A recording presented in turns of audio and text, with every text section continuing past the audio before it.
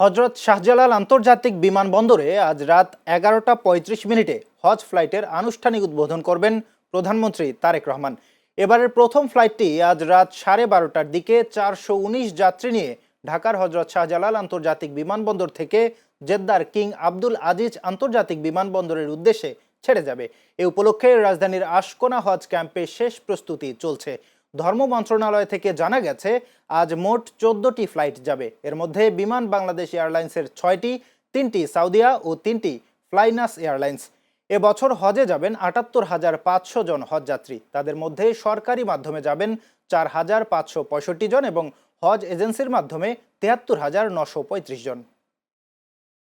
দেশের আর্থিক সম্পদ রক্ষায় জনগণকে গর্জে ওঠার আহ্বান জানিয়েছেন বাংলাদেশ জামায়াতে ইসলামীর আমির ডাক্তার শফিকুর রহমান। আজ সকালে রাজধানীর মগবাজারে আল ফালাহ মিলনায়তনে জামায়াতে ইসলামীর জেলা আমির সম্মেলনে তিনি এসব কথা বলেন। ত্রয়োদশ জাতীয় নির্বাচনে জনগণের আকাঙ্ক্ষার মৃত্যু ঘটেছে মন্তব্য করে ডাক্তার শফিকুর রহমান বলেন, বিএনপি জনগণের রায় নিয়ে জনগণের সঙ্গে প্রতারণা করেছে। সুস্থ রাজনীতির ধারা অব্যাহত রাখতে চায় বিধায় দেশের বৃহত্তর স্বার্থে নির্বাচনের ফল মেনে নিয়েছে জামায়াত। 54 বছর বাংলাদেশের জনগণের ভোটের অধিকার আর কতদিন এইভাবে চূড়াবালিতে হামাগুড়ি খাবে, এটি আমাদের আফসোসের জায়গা। তবে হ্যাঁ, আমরা আশাবাদী এই অপসংস্কৃতির অপনোদন হবে এবং সুস্থ রাজনীতির বিকাশ ঘটবে। আমরা সেই সুস্থ রাজনীতির ধারায় হাঁটছি বলেই এত বড় দলীয় বা জোটগত ক্ষতি আমরা মেনে নিয়েছি বৃহত্তর স্বার্থে। বাংলাদেশের ইতিহাসে বর্তমানে সবচেয়ে বেশি জ্বালানি মজুত রয়েছে বলে দাবি করেছেন বিদ্যুৎ, জ্বালানি ও খনিজ সম্পদ প্রতিমন্ত্রী অনিন্দ্য ইসলাম অমিত। আজ চট্টগ্রামে ইস্টার্ন রিফাইনারি লিমিটেড পরিদর্শন শেষে সাংবাদিকদের সঙ্গে আলাপকালে তিনি এসব কথা বলেন। প্রতিমন্ত্রী জানান, এপ্রিল ও মে মাসের জন্য দেশে পূর্ণ মজুত রয়েছে। বর্তমানে জুন মাসের চাহিদা মাথায় রেখে জ্বালানির পর্যাপ্ত মজুতের চেষ্টা করছে সরকার। জ্বালানির বর্তমান পরিস্থিতিতে কৃষি ও শিল্প খাতকে প্রাধান্য দিয়ে বিদ্যুৎ ব্যবস্থাপনা করা হচ্ছে বলেও জানিয়েছেন প্রতিমন্ত্রী। তবে সরেজমিনে গিয়ে দেখা যাচ্ছে ভিন্ন চিত্র। আজ ছুটির দিনেও রাজধানী সহ সারা দেশের পেট্রোল পাম্পগুলোতে তৈরি হয়েছে দীর্ঘ লাইন, আর কোথাও কোথাও সরবরাহ বন্ধ থাকায় চরম অনিশ্চয়তায় পড়েছেন সাধারণ মানুষ ও পরিবহন সংশ্লিষ্টরা। মোটরসাইকেল, প্রাইভেট কার, বাস ও পণ্যবাহী যানবাহনের দীর্ঘ সারি চোখে পড়ে পেট্রোল পাম্পগুলোতে। জ্বালানি সংগ্রহের জন্য চালকদের ঘন্টার পর ঘন্টা অপেক্ষা করতে হচ্ছে।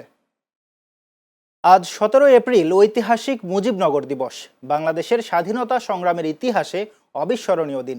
1971 সালের এই দিনে কুষ্টিয়া জেলার তৎকালীন মেহেরপুর মহকুমার বৈদ্যনাথতলার আম্রকাননে স্বাধীন সার্বভৌম গণপ্রজাতন্ত্রী বাংলাদেশের প্রথম সরকার আনুষ্ঠানিকভাবে শপথ গ্রহণ করে। প্রতি বছরই দিবসটি উপলক্ষে বিশেষ অনুষ্ঠানের আয়োজন করা হয়।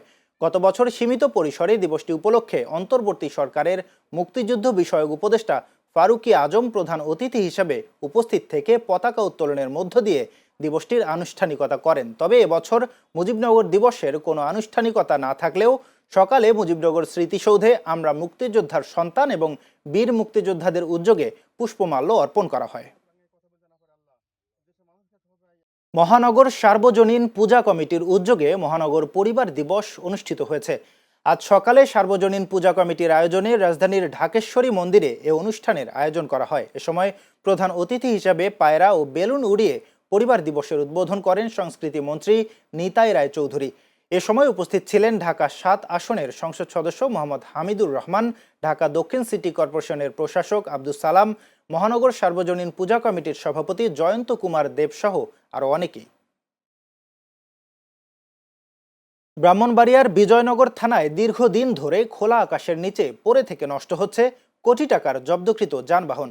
রোদে পুড়েও বৃষ্টিতে ভিজে ধীরে ধীরে ব্যবহারের অনুপযোগী হয়ে পড়ছে এসব মোটরসাইকেল, ট্রাক, বাস, প্রাইভেট কার, সিএনজি চালিত অটোরিকশা ও মাইক্রোবাস। থানা থেকে জানা যায়, সড়ক দুর্ঘটনা, চোরাচালান, মাদক পরিবহন সহ বিভিন্ন অভিযোগে পুলিশ এসব যানবাহন জব্দ করে। তবে মামলা নিষ্পত্তি না হওয়া পর্যন্ত এগুলো থানার চত্বরে অযত্নে পড়ে থাকে। দীর্ঘ সময় ধরে রক্ষণাবেক্ষণের অভাবে অনেক ক্ষেত্রে গাড়ির যন্ত্রাংশ নষ্ট হয়ে যাচ্ছে, মরিচা ধরছে বডিতে। এ বিষয়ে বিজয়নগর থানার ভারপ্রাপ্ত কর্মকর্তা ওসি এ কে ফজলুল হক জানান, কোর্টে আবেদন করা হয়েছে। গাড়ি মামলা নিষ্পত্তি হওয়ার পর নিলামের জন্য অনুমোদন দেয়া হবে। শিল্পাঞ্চল আশুলিয়ায় অবস্থিত জাতীয় গার্মেন্টস শ্রমিক ইউনিটি অফিসে চাঁদা না পেয়ে ভাঙচুর করায় চাঁদাবাজ ও হামলাকারীদের গ্রেপ্তারের দাবিতে গার্মেন্টস শ্রমিকদের বিক্ষোভ মিছিল ও মানববন্ধন কর্মসূচি অনুষ্ঠিত হয়েছে। বৃহস্পতিবার সন্ধ্যায় আবদুল্লাহপুর বাইপাল বগাবাড়ি মহাসড়কে আশুলিয়া থানা কমিটির সভাপতি নাজমুল হকের সভাপতিত্বে বিক্ষোভ মিছিল ও মানববন্ধন কর্মসূচি অনুষ্ঠিত হয়। বক্তারা বলেন, অফিস ভাঙচুর করায় চাঁদাবাজ ও হামলাকারী মামুন ও তার সঙ্গী সহ জড়িতদের গ্রেপ্তার করে বিচারের আওতায় আনতে হবে, তা না হলে কঠোর আন্দোলনের হুঁশিয়ারি দেন তারা। মানববন্ধনে উপস্থিত ছিলেন শ্রমিক নেতা অরবিন্দু ব্যাপারী বিন্দু, মাসুদ রানা সুলতান সহ স্থানীয় বিভিন্ন সংগঠনের শ্রমিকরা। জাতীয় সংসদের স্পিকার মেজর অবসরপ্রাপ্ত হাফিজ উদ্দিন আহমেদ বলেছেন, বাংলাদেশের মানুষ বহু বছর পর প্রকৃত গণতন্ত্রের স্বাদ পেয়েছে। গত 12 ফেব্রুয়ারি বহু বছর পর একটি সুষ্ঠু নির্বাচন দেখা গেছে। বৃহস্পতিবার বিকেলে ভোলার লালমোহন উপজেলা পরিষদ অডিটোরিয়ামে নাগরিক ফোরামের আয়োজনে এক নাগরিক সংবর্ধনা অনুষ্ঠানে তিনি এসব কথা বলেন। স্পিকার আরও বলেন, মাফিয়া সরকারের আমলে বিএনপির নেতাকর্মীরা বাড়িতে থাকতে পারেনি, মিথ্যা মামলায় জেল খেটেছে, গায়েবী মামলার আসামিও ছিলেন।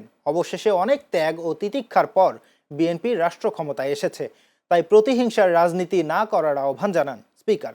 অনুষ্ঠানে লালমোহন নাগরিক ফোরামের সভাপতি মাওলানা আব্দুল আউয়ালের সভাপতিত্বে এতে উপজেলা নির্বাহী কর্মকর্তা মোহাম্মদ সিফাত বিন সাদেক সহ অনেকেই উপস্থিত ছিলেন।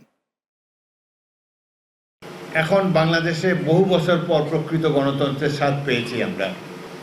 বহু বছর পর একটা সুষ্ঠু নির্বাচন এই গত 12 ফেব্রুয়ারি তারিখে আপনারা দেখেছেন। অনেক কষ্ট আপনারা সবাই করেছেন।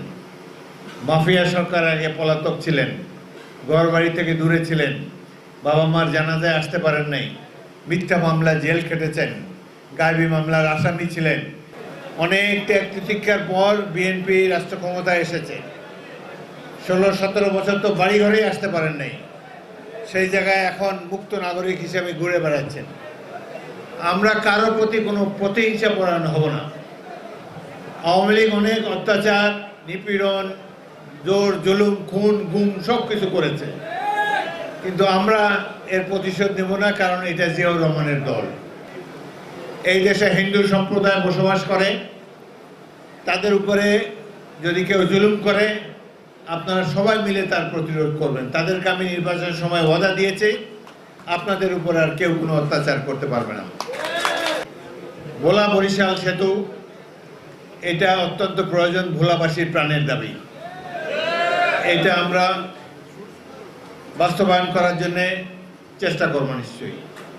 সিলেটের গোয়াইনঘাট উপজেলার জাফলংয়ে কূপের ভেতরে লুকিয়ে রাখা দেশীয় পিস্তল সহ অস্ত্রচক্রের 3 সদস্যকে আটক করেছে থানা পুলিশ। পুলিশ জানায়, গোপন সংবাদের ভিত্তিতে বৃহস্পতিবার সকালে অভিযান চালিয়ে প্রথমে এক সন্দেহভাজনকে আটক করা হয়। তার দেয়া তথ্যের ভিত্তিতে দিনব্যাপী তল্লাশি ও নজরদারির পর রাত 9টায় জাফলংয়ের রসুলপুর এলাকায় একটি কূপ থেকে লুকানো অস্ত্রটি উদ্ধার করা হয়। অভিযানের সময় ঘটনাস্থল থেকে আরও 2 সহযোগীকে আটক করা হয়েছে। পুলিশের দাবি, আটককৃতরা একটি সংঘবদ্ধ চক্রের সদস্য এবং তারা এলাকায় অবৈধ অস্ত্র লেনদেনের সঙ্গে জড়িত থাকতে পারে। উদ্ধারকৃত পিস্তল জব্দ করে তাদের বিরুদ্ধে আইনি ব্যবস্থা গ্রহণের প্রস্তুতি চলছে। সোর্সের মাধ্যমে আমরা কয়েকদিন যাবত এই কাজ করছি। সোর্সের মাধ্যমে আজকে একজনকে আটক করি এবং তাকে জিজ্ঞাসাবাদ করি। জিজ্ঞাসাবাদে এক পর্যায়ে সে স্বীকার করে যে তার যে অস্ত্রটি সে এটা কূপের মধ্যে ফেলে।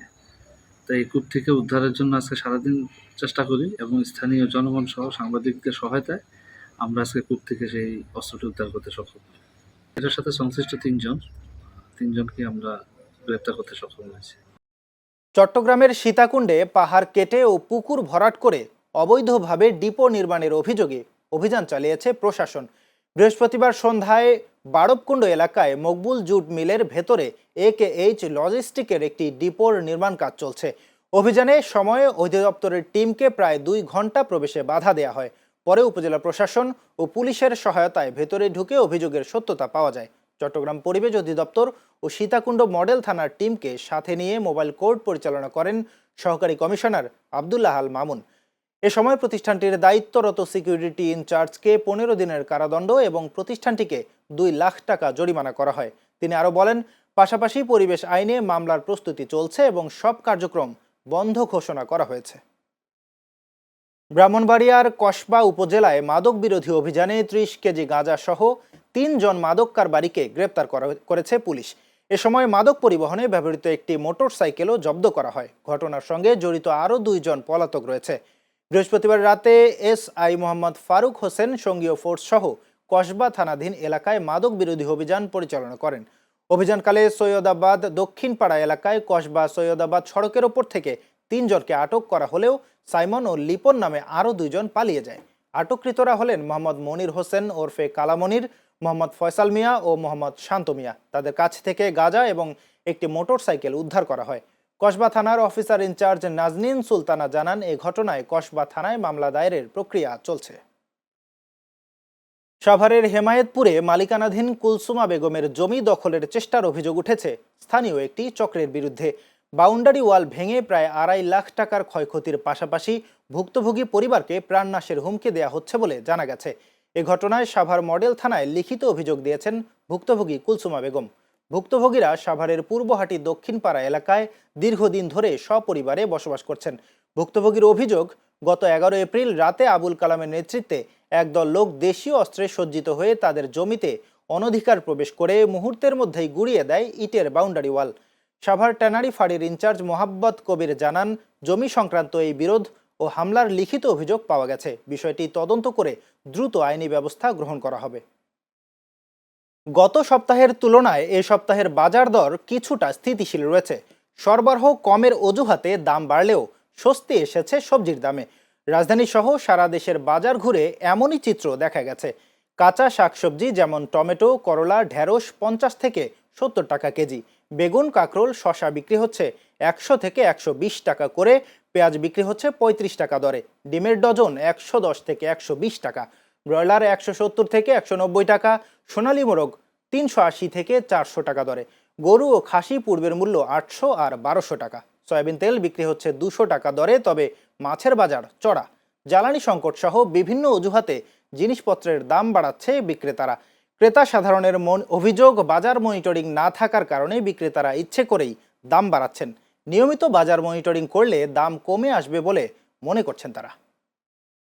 বাজার তো আগে গত সপ্তাহে যা করছিলাম ওইটার থেকে একটু কম লাগতেছে, কারণ গত সপ্তাহে 100 টাকা কিনছি পটল, এখন আজকে কিনলাম 60 টাকা।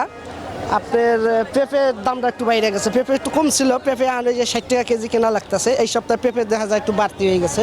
গত সপ্তাহ থেকে এই সপ্তাহ কিছুটা কম আছে। গত সপ্তাহে আমরা সোনালী বেচছি 400 টাকায়, এই সপ্তাহে বেচতেছি আমরা 360 টাকা। গত সপ্তাহ থেকে 40 টাকা সোনালির দাম কম। আর গত সপ্তাহে বেচছি আমরা সোনালি ব্রয়লার বেচছি 200 টাকায়, এই সপ্তাহে বেচতেছি 170 টাকা। গত সপ্তাহ থেকে এই সপ্তাহে একটু কিছু কম আছে। কাঁকরোল বেশি 100, বেগুন বেশি 100, আম বেশি 70, পেঁপে বেশি 60, এই শসা বেশি 80, ভেন্ডি বেশি 50, ওই যে ঝিঙ্গা বেশি 70, সিম বেশি 80, করলা বেশি 60। না একটু একটু বেশি, কারণ চারিদিকে গাড়ি ঘোড়া আসতে পারে না, সমস্যা হতো এই কারণে।